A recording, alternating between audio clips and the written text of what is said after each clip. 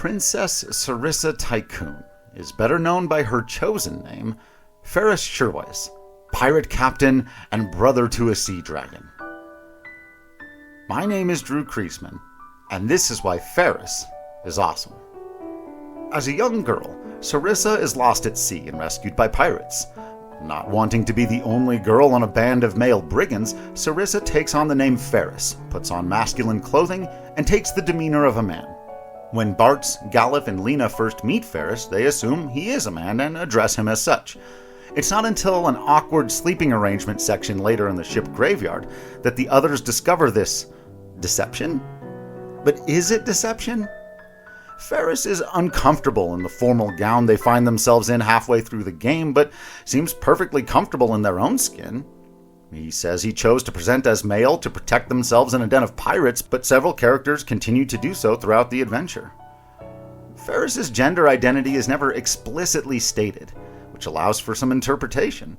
Every audience brings a unique lens to every work of art they interact with.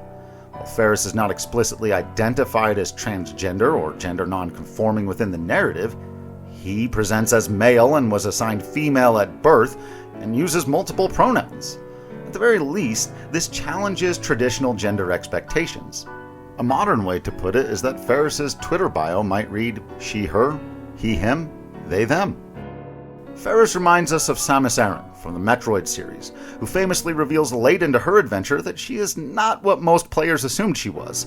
Taking off the armor, though, makes her no less awesome. Faris also reminds us of the dread pirate Roberts from The Princess Bride, a film that shares a similar tone with Final Fantasy V. Faris takes an assumed name and a crew and travels the world, commanding respect, ready to become part of a grander adventure.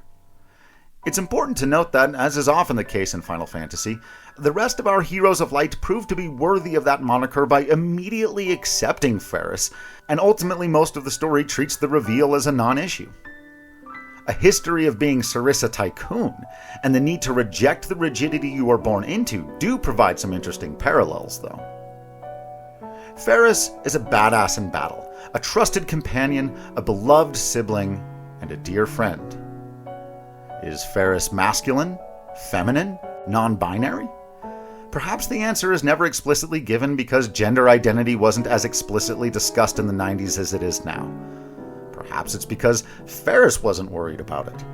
Perhaps a biological woman taking on traditionally masculine roles and clothing isn't controversial in the world of Final Fantasy V. Either way, Faris is the first example of a named and story-driven character in a Final Fantasy game to explicitly gender bend on screen. And would not be the last. So, who or what exactly is Faris? Faris is the captain.